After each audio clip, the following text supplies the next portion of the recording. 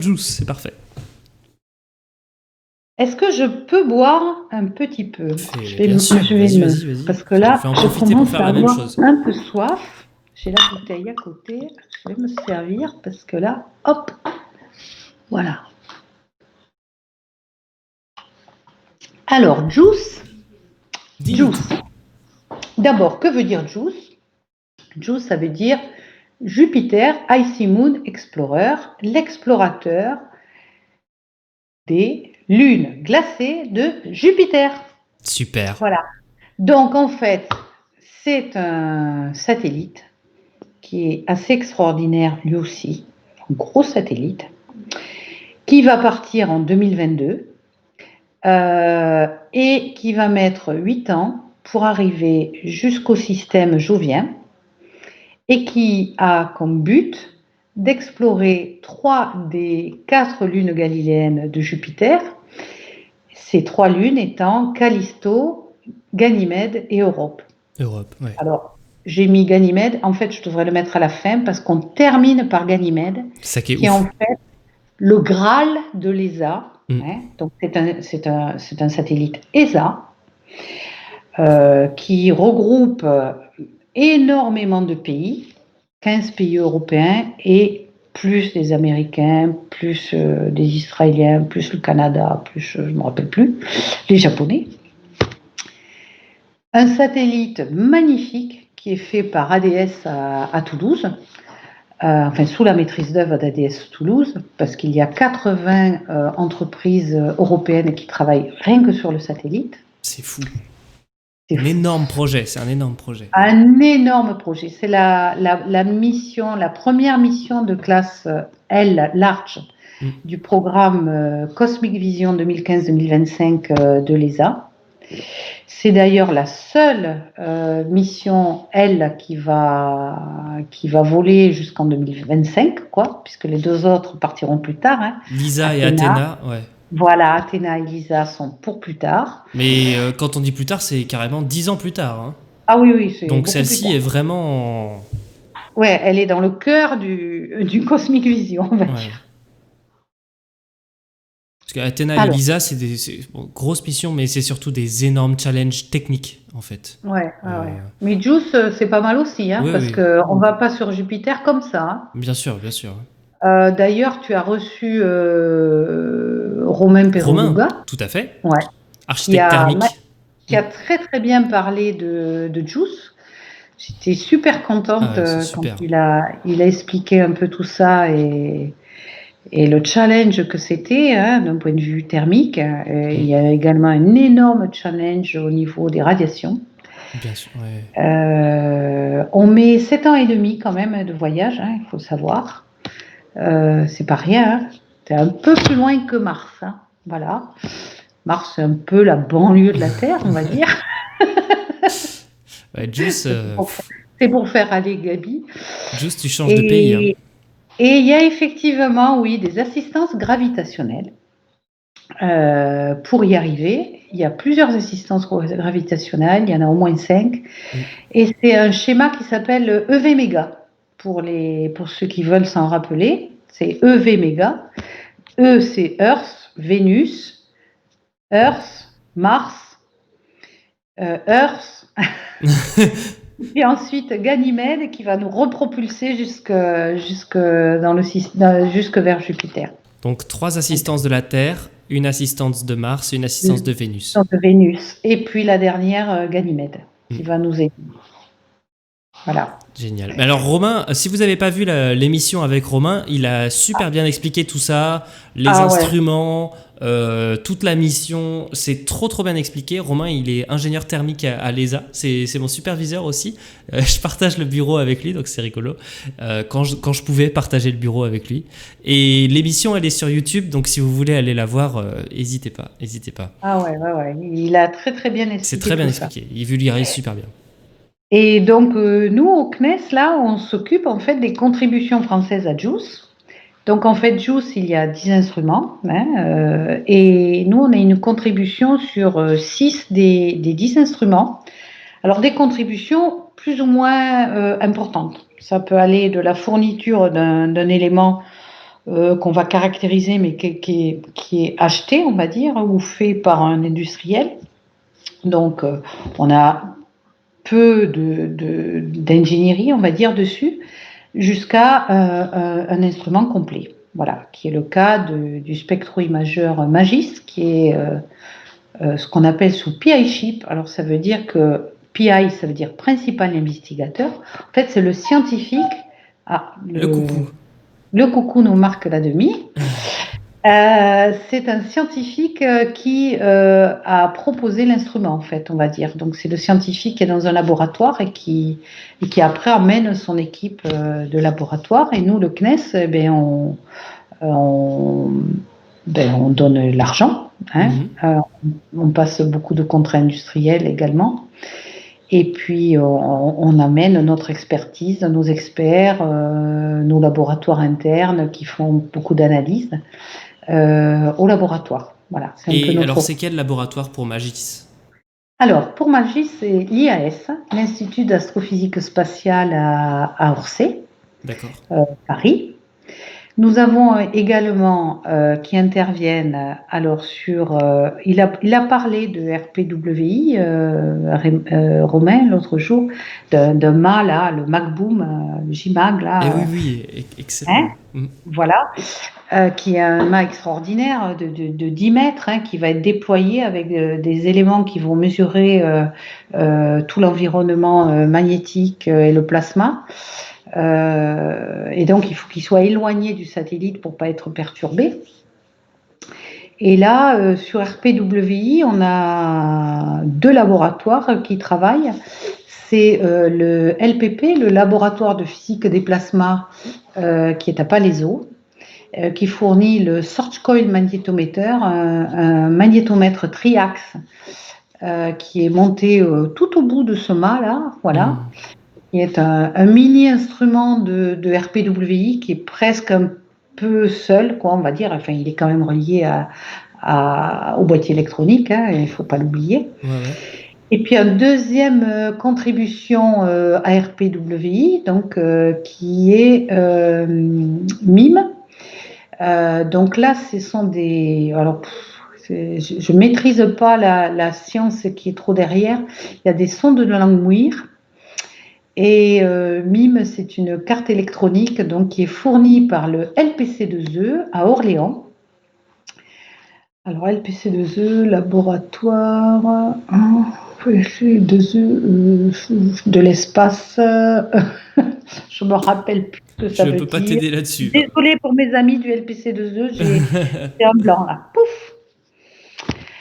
Et voilà, et donc j'en suis à 3. J'en ai 8 les laboratoires, hein, comme ça, qui travaillent avec nous. Donc je vais aller plus vite. Il y a le LESIA qui intervient qui est COAI, c'est-à-dire qui aide le PI, qui fait de la science avec ce scientifique, hein, donc sur RPWI. Et puis également qui s'occupe du segment sol scientifique de Magis. Donc j'en suis à 4, je suis au LESIA. Nous avons également un instrument assez important et où la contribution française est assez importante, c'est SWI. SWI, lui, notre contribution française est amenée par le LERMA, qui est à l'Observatoire de Paris, et qui fournit des chaînes haute fréquence avec une première mondiale, avec une chaîne 1200 GHz. C'est la première fois qu'une chaîne de si haute fréquence volera et aussi loin. 1200 voilà. GHz? Ah ouais. Oui. Oh, et c'est pour mesurer quoi, ça, tu sais? Qu'est-ce qu'ils font avec ça? Ah ouais, ils mesurent les j'allais dire l'atmosphère, mais oui, grosso modo, oui, c'est les composants atmosphériques de Jupiter et de ses lunes. Ouais. D'accord, ok. Et donc, le confrère d'Hélice nous dit que le LPC2E, c'est Laboratoire Physique-Chimie de l'environnement de l'espace. Merci. J'oubliais l'environnement, voilà, ce qui est très important. Bienvenue, Merci. Erreur 41B. Merci pour le follow. L'ERMA, laboratoire d'études du rayonnement de la matière en astrophysique et atmosphère. On a quand même des super labos en France, hein. Ah, on Franchement. a des super labos, ouais. On a des Ah. super labos. Alors là, je crois qu'il m'en manque. Alors, oui, ah bah oui, il me manque notre Toulousain, l'IRAP. Ah, oui. L'IRAP. Donc, l'IRAP fournit deux contributions à un seul instrument qui est en fait une suite d'instruments d'analyse des particules qui s'appelle PEP, le Particle Environmental Package de mémoire, qui est Mhm. fourni par des Suédois. Parce que là aussi, on se balade un peu partout. Alors, il y a des Allemands, il y a Alors, des on va voir. Ouais, on va Suédois. voir. Je sais que tu as des slides à Kiruna, tout ça. Ouais, ouais, ouais. J'ai pas tout mis, hein. J'ai UVS, on a fourni également, et ça, c'est les Américains. Enfin, bon, bref, on a plein de participation sur des instruments qui sont drivés par des laboratoires étrangers, quoi. Et alors, Ça, quel est c'est parti. ton rôle au milieu de tout ça? C'est de ça. Quel est ton rôle? Qu'est-ce que ça veut dire être chef de contribution française au projet Alors, JUICE? ça veut dire que on finance les laboratoires français. Ça, c'est déjà la première chose. Donc, C'est-à-dire les t'as les vannes de laboratoires l'argent. emmènent leurs ressources humaines, emmènent un certain nombre d'équipements qu'ils ont sur place, de moyens propres, et le CNES fournit les moyens particuliers pour arriver à faire l'instrument ou la partie d'instrument, et fournit l'argent pour acheter les composants, pour faire les essais, enfin, tout l'argent nécessaire. Voilà. Hmm. Donc le rôle d'un chef de projet, comme je le disais un petit peu tout à l'heure, c'est le même qu'on soit en opération ou en développement. C'est d'aller chercher, d'aller se battre pour avoir l'argent, les marges nécessaires pour vivre avec tous les aléas d'un projet spatial, et le défendre et rapporter, et Hmm. puis être garant du planning vis-à-vis de l'ESA. Donc on est garant de la livraison des instruments vis-à-vis de français à Parce qu'il l'ESA ou y a département vraiment des milestones régulières. Vous devez avoir très régulier, très fait tant de régulier. tâches pour telle date, etc. Tout à fait. Régulièrement, il y a un comité directeur JUICE qui se réunit, et chaque agence nationale, hein, puisque il y a, moi j'y suis en tant que représentant français, et il y a le représentant du DLR pour les Allemands, le représentant de l'Asie pour les Italiens, enfin bref, tout cela, hein, tous les Hmm. représentants des agences sont là pour rapporter sur où est le problème, est-ce qu'il y en a, est-ce qu'on est dans les temps, pourquoi on n'est pas dans les temps, est-ce qu'on a prévu des solutions de secours, Hmm. et on se coordonne comme ça entre pays parce que c'est important puisque chacun paye, met de l'argent sur cette mission, Ouais, ouais. et donc s'il y en a un qui est en retard, ça met en péril les autres, hein. Mais ça doit Ça être peut. d'autant plus difficile quand sur un même instrument, il y a différentes nations qui Oh oui, interviennent. Donc mais là, énormément, c'est à la fois il y a énormément. différentes nations sur le projet globalement, mais même au sein d'un instrument qui est déjà une sous-partie, Exactement. il y a déjà des interactions à avoir avec des Japonais, avec des Ah Américains, oui, oui, et oui, ça oui. doit pas être Il y a simple à des gérer, hein. instruments qui ont un montage international assez incroyable. Côté magie, c'est relativement simple, je dirais. Il y a les Français, les Italiens et les Belges. Voilà. Mais bon, Donc, déjà, enfin, tu vois ce que je veux dire, c'est un petit monde oui, à oui, ah coordonner, ben, hein. je confirme que c'est pas facile. Ça m'étonne pas, C'est hein. pas facile, surtout qu'il n'y a pas échange de fonds, hein. C'est-à-dire chacun s'occupe de sa partie, ça a été décidé, et voilà. Hmm. Donc, Bah, est-ce que ce que je te propose, c'est que tu puisses nous montrer quelques photos et étapes intéressantes oui. de ton métier pour expliquer un peu plus en détail? Ouais, alors là, bon, la photo est pas terrible, elle est prise par en dessous, mais Les bons elle est selfies. très importante pour moi, alors je l'ai mise. On n'est pas beau parce que c'est pas grave.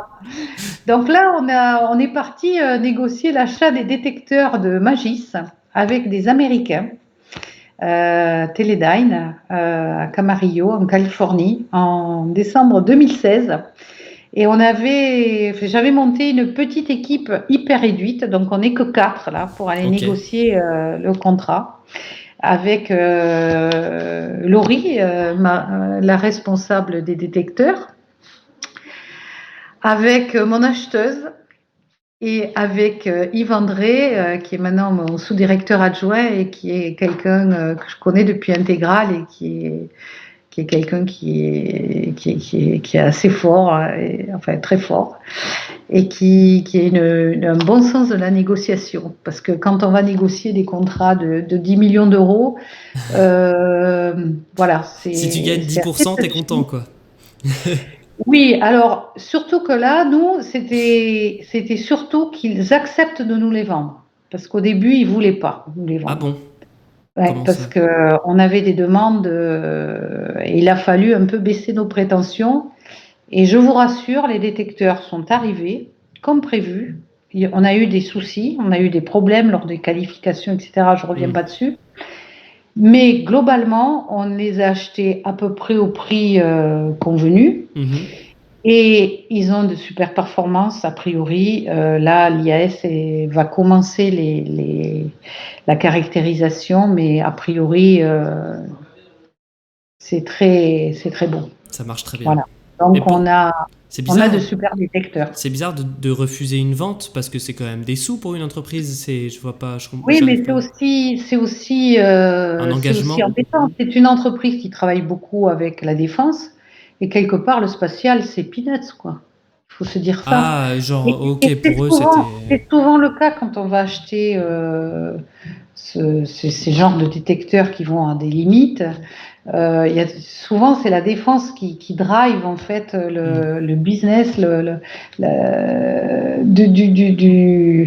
la société. Parce qu'ils mettent tellement de sous sur la table.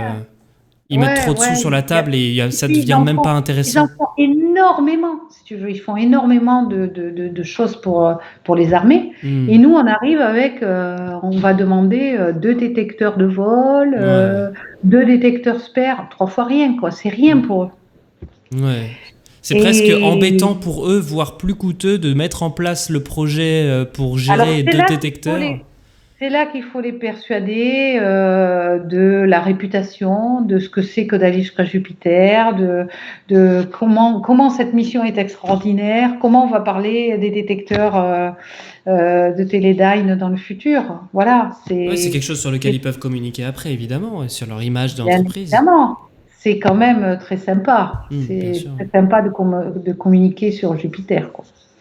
C'est intéressant, je ne connaissais pas cet aspect. Et c'est ça un peu toute cette négociation d'avoir baissé nos prétentions, parce que nous aussi, on est une entreprise, on est obligé de se plier à des règles pour acheter, tout comme. Et là, il a fallu essayer de trouver un compromis entre ce que vous voulez absolument, ce que nous on voulait ne pas lâcher, et ce qu'on était prêt à lâcher. C'est ce qu'on appelle la négociation. Chacun fait un pas et puis on finit par se retrouver. Okay. Voilà. Très bien. Très très bien. Mais vous aviez on va continuer. J'avais d'autres questions, mais c'est pas grave. On va continuer parce que je sais qu'il y a encore. Je regarde l'heure, il est 21h43. Donc je sais. On avance. On a bientôt fini. Là, on était à Kiruna, donc on était allé discuter de PEP, dont je vous parlais, où l'IRAP intervient. Je pensais l'avoir enlevé d'ailleurs, cette slide. On avait dit qu'on la gardait parce que c'était sympa. Ah ouais, voilà. Et donc là, c'était un truc sympa de cette mission, c'est que le PI nous avait fait un social event, en fait, au fond de la mine. Donc là, vous voyez, je suis à moins 1500 mètres sous la surface de la Terre, en septembre 2017, avec Laurence, que vous avez déjà vue par ailleurs. Parce qu'elle était avec moi non, on l'a pas vu encore, non, c'est vrai, parce que sur Insight, je crois qu'on la voyait pas. Enfin bref, mon ingénieur qualité. Kiruna, c'est en Suède, voilà. C'est ça, c'est bien la Suède. Kiruna, oui, c'est la Suède. Et alors là, on a vu des aurores boréales, par exemple. C'est très, très au nord, hein. C'est au-delà du cercle polaire. Génial. Il faut y aller, hein. J'y suis pas allée très souvent et c'est un peu long et voilà, c'est assez spécial Kiruna, mais j'ai pas le temps de vous raconter toutes les anecdotes en fait. Donc je vais passer et là, on avance. J'arrive sur une autre mission, là, toujours Laurence, qui est en train de s'habiller et là on va livrer pour PEP la deuxième contribution, donc les MCP, des micro-galettes qui sont les micro-channel plates qui servent aussi pour la défense pour augmenter les capacités de vision et qui là nous servent pour un point de vue scientifique pour traquer les particules et les compter finement. Et là, on travaillait avec les Américains, donc au Maryland. Et donc là, vous êtes... quand tu dis livraison, ça veut dire que... ça veut dire que là, on a nos galettes, nos micro-galettes de vol. Ouais. On va les porter pour qu'eux fassent ce qu'on appelle une recette. Hein, on fait une recette devant la personne à qui on le livre et on leur démontre que ça marche. Donc eux, ils prennent les galettes. D'abord, ils commencent à les regarder pour voir si elles sont pas rayées, s'il n'y a pas. Donc voilà. Et puis après, ils les passent en test. Un premier test sommaire, mais juste pour vérifier que ce qu'on va leur donner, c'est bon. Mais voilà. Un test, est-ce que ces galettes là, enfin, j'ai pas bien compris ce que c'était. C'est juste des équipements matériels ou est-ce que c'est de l'électronique? Il y a de l'électronique à. C'est matériel. D'accord. C'est comme si on disait un miroir d'instrument, quoi. Exactement. Là, c'est une technologie assez extraordinaire aussi. C'est comme si tu avais des cheveux en verre, d'accord?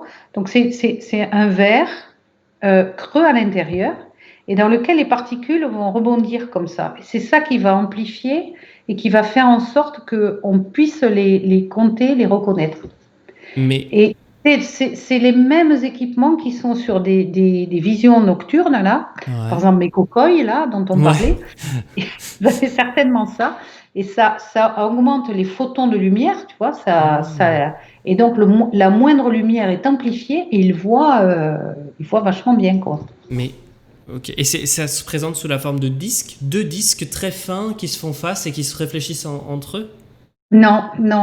En fait, là, d'abord, alors c'est souvent des disques, mais là, pour Juice, ce sont des rectangles. Ce sont des rectangles et elles fonctionnent en paire, mais pas face à face, en fait.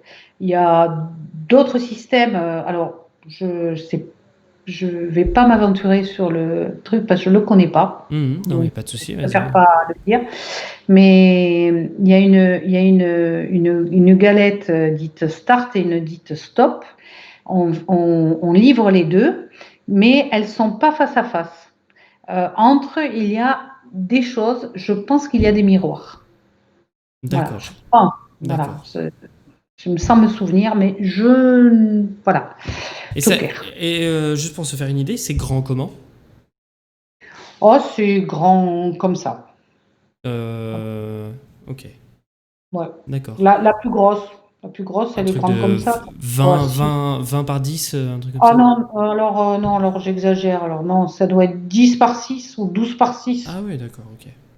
C'est petit, voilà. Oui, c'est petit, ouais.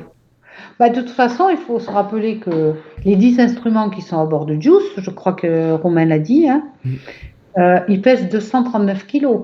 Oui. Et le satellite, il fait 5 tonnes 5 au décollage. Hein. Avec les carburants, mais oui, tout à fait. Avec les carburants. Donc, on a un énorme autobus de 5 tonnes 6 au décollage. Pour transporter un sac de course. qui va amener 10 instruments qui se partagent 239 kilos. Donc, les instruments ne sont pas bien gros. Hein. Ouais, c'est pas Yazi, quoi. C'est pas Yazi. C'est pas Yazi, ouais. Tout à fait. Ouais. Ah oui, c'est sûr. Très bien. Et c'est un challenge.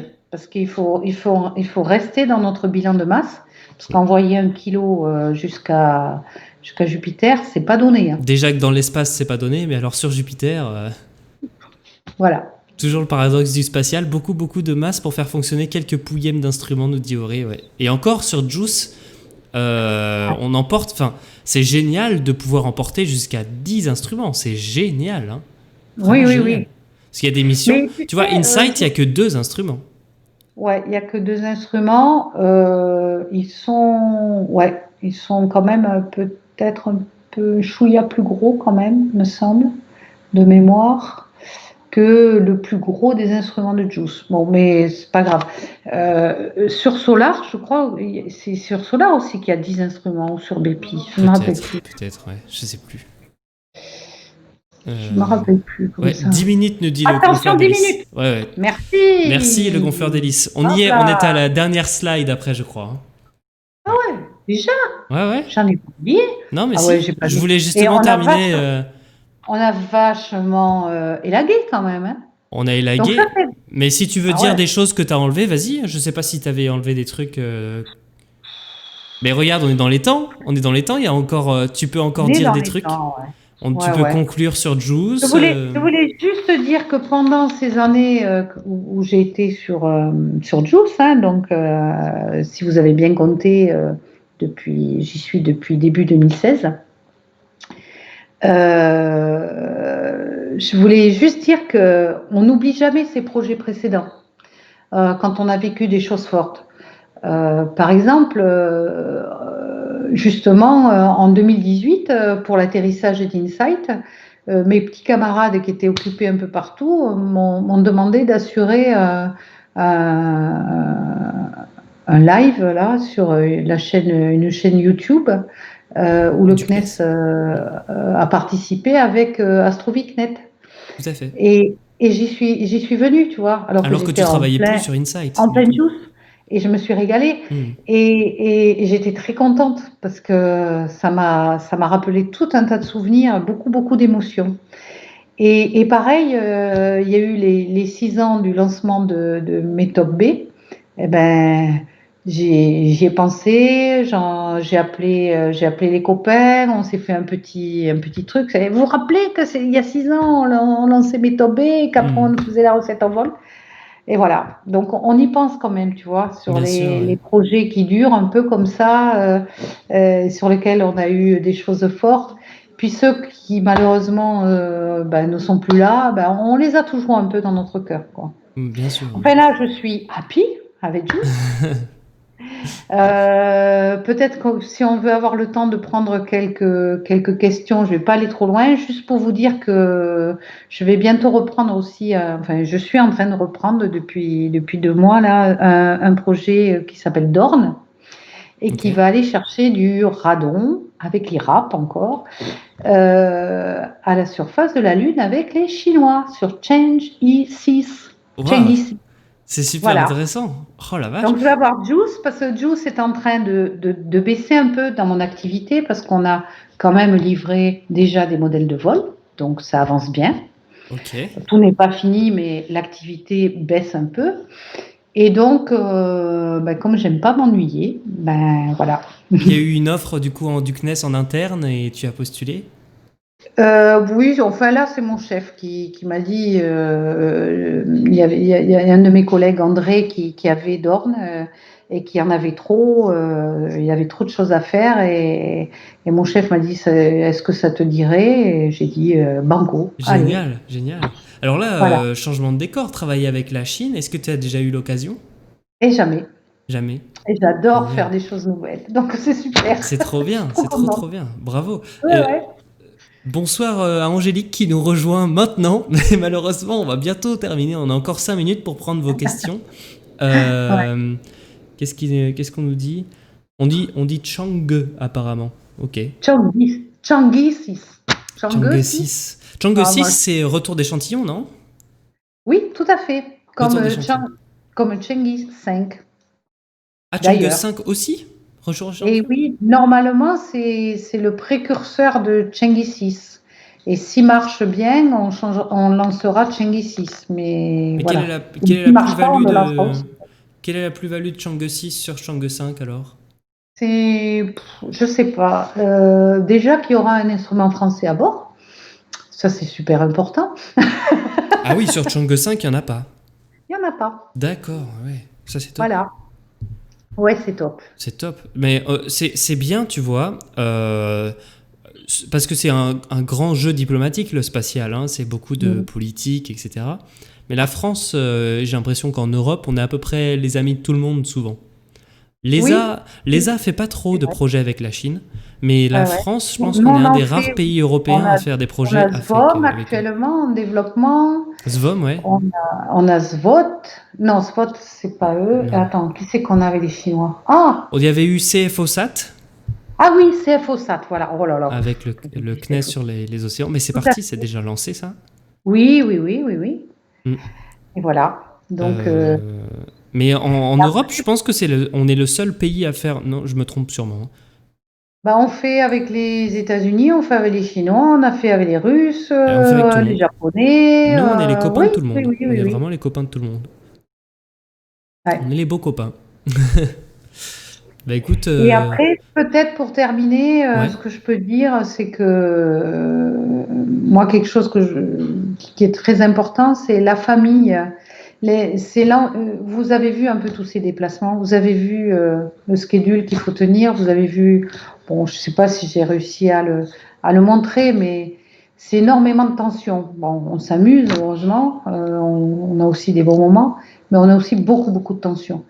Et là, il faut un environnement personnel très fort pour tenir. Je pense que c'est le cas d'Isabelle aussi, qui a besoin aussi, quand elle part, quand elle est sous stress, d'avoir un environnement personnel fort. Et les implications sont importantes pour la famille. Hein. Il faut. Oui, bien sûr. Oui. Je vous avais raconté que au moment d'intégrale, j'étais aux États-Unis pendant que il y avait sur le 11 septembre, à l'attaque des tours. L'implication sur mes enfants a été forte, puisqu'ils savaient que j'étais là-bas. Chaque fois qu'on part quelque part, c'est compliqué aussi pour la famille. C'est l'organisation.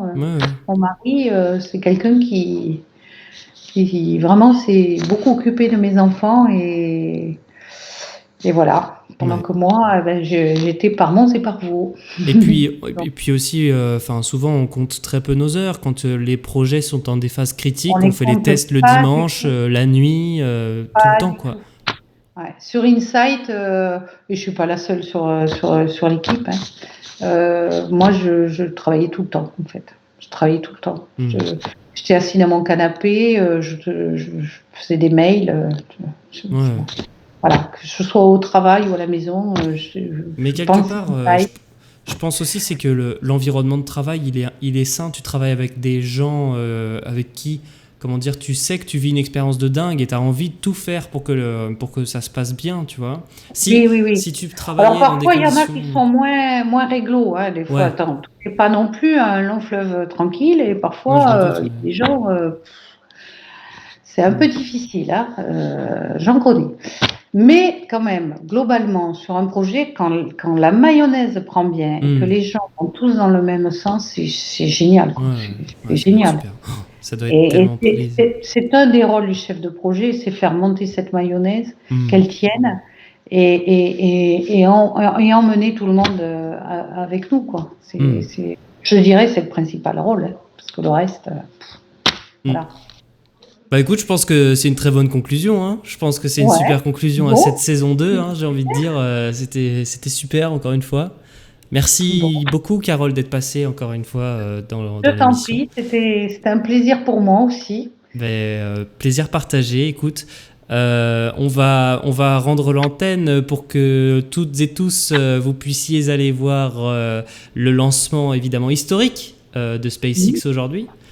Je vais aller couper mon micro peut-être. Je vais aller raid la chaîne de Whitney et je te dis à très bientôt, Carole. Merci encore une fois. Très bientôt à tous. Et puis j'espère que ça vous a plu, tout le monde sur le chat. À très bientôt. Ciao, Carole. À très bientôt. Ciao. Bien.